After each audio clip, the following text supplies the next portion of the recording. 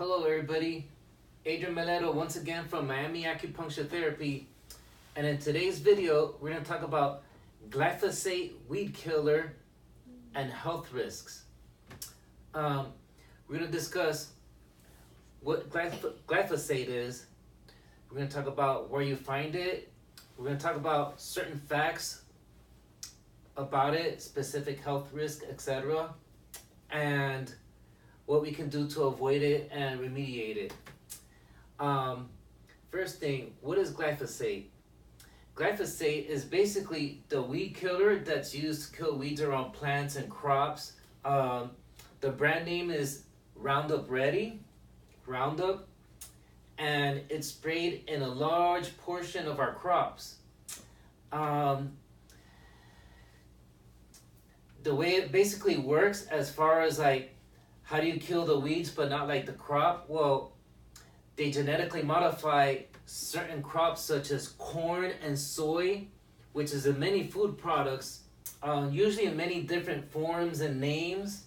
Usually as fillers. Almost everything that comes in a package either has some form of soy or some form of corn, and most sweeteners like high fructose corn syrup or corn syrup usually comes from genetically modified corn that's been sprayed with a Roundup. And these crops are genetically modified in order to not get killed by the weed killer, so that way it's very cheap to prevent weeds. You don't have to pay for weeding on a large scale basis. You just kill them with the Roundup and the glyphosate, and you have all these crops, and it's very inexpensive for the producers, but the cost of the health of the people, it's a travesty. They're known to cause many health risks. Some facts that I'd like to share with you.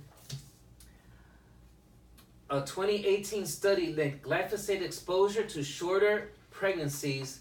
The study found that 93% of the women observed had detectable levels of glyphosate in their urine. Another one. While it no longer holds a herbicide patent, Monsanto holds a patent on glyphosate as an antibiotic. Well, right now Monsanto is not Monsanto anymore. I guess their name has such a bad reputation that they merged with Bayer, so now they're under the company Bayer, the aspirin maker. Now they're the producers of GMOs and the glyphosate and the Roundup. Glyphosate has been linked to digestive problems caused by imbalances in gut bacteria. Glyphosate has been linked in studies to birth defects like microcephaly, which is basically smaller head. Analysis of chronic kidney disease in a farming area in Sri Lanka finds glyphosate may interact with local hard water and nephrotoxic metals. Nephrotoxic meaning toxic to the kidneys. A French study found that Roundup, even more than glyphosate alone, killed human liver cells. Glyphosate has been linked to breast cancer growth via estrogen receptors. So a lot of little things here and there in your health that's affected. Glyphosate has been linked to breast cancer growth via estrogen receptors, and a study of East Coast states connected parental exposure to Roundup within 2 years before a child's birth with incidence of brain cancer in children. And it's pretty well documented that glyphosate is a known carcinogen. Multiple studies have linked glyphosate to Parkinson's disease. A 2018 study found glyphosate may disrupt crucial gut bacteria in bees, potentially contributing to colony collapse, which could devastate food crop production. And honestly, as far as speaking of bees, I think bees, probably the most critical thing for their survival are usually the ones that raise them in their backyards, etc., as hobbyists, because a lot of the suburban trees, fruit trees, especially like tropical areas like South Florida, are not as affected by pesticides and glyphosate as much as, you know, in industrial growing areas.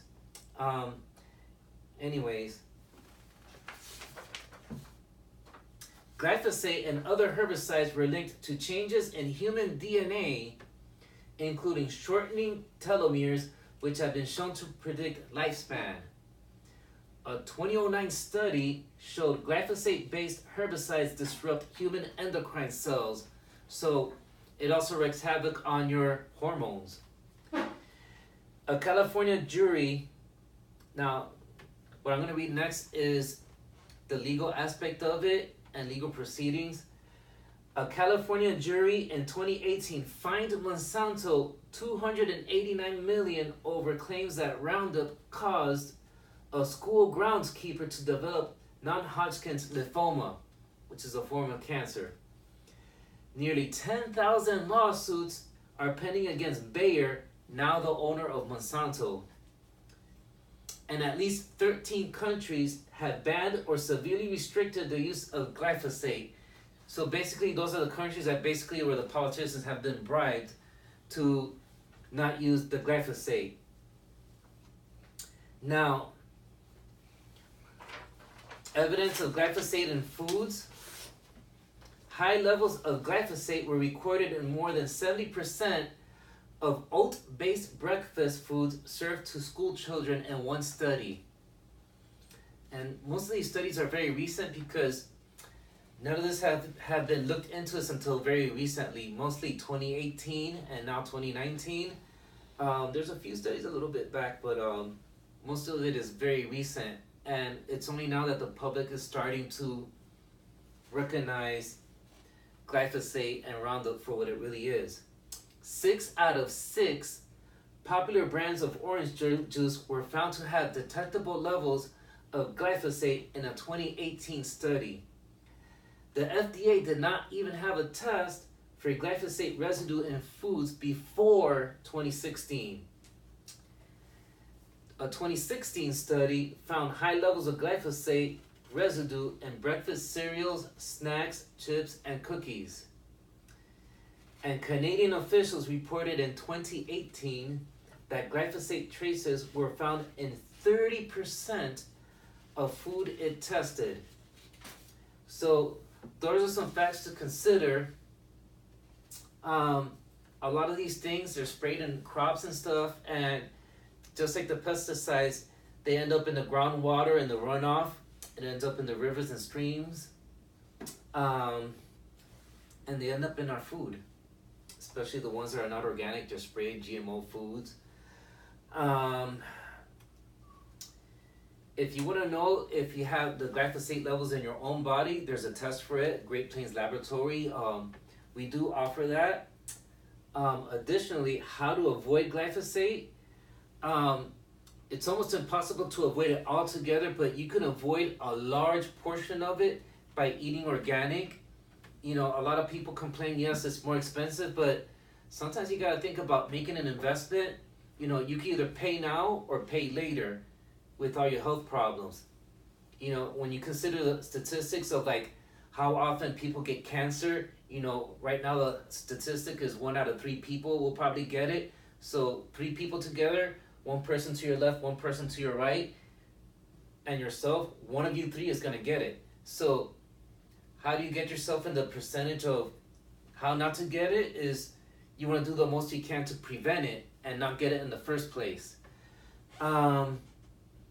And if you do have some glyphosate in your body, even if it's minimal and you eat well and you try and do everything possible, there's also ionic foot detox, which helps. In addition to cleansing metals, it can cleanse toxins and chemicals such as glyphosate. So if you have any questions or any comments about glyphosate, weed killer, and anything that you might find in organic food, feel free to leave a comment below. If you like this type of information and anything that has to do with natural remedies, etc., facts and information to keep yourself informed, make sure you subscribe. Click the bell button so you always get the notification when a video comes out. I know it's been a little over 3 weeks since I posted a video. We just finished moving. We were very busy. We will post a new video soon about a little tour of our new office, which we're very proud of.